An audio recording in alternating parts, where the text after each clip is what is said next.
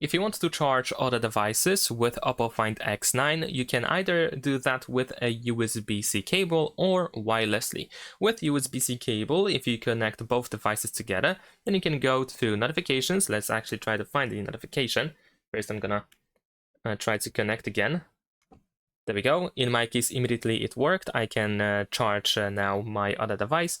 Over here, you might see a notification, a silent notification about the USB connection. So you want to go over here and you might switch from charging only to reverse charging or something else. Essentially, you need to make sure that reverse charging is selected over here.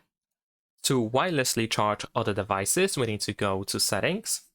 Now over here, scroll down and go to battery, and if you scroll all the way down, we should be able to find charging settings. And over here we have reverse wireless charging, which can be easily enabled over here by tapping on the switcher. However, you need to have more battery than the limit over here, so you can choose when the reverse wireless charging will be automatically disabled if the battery drops to the selected percentage.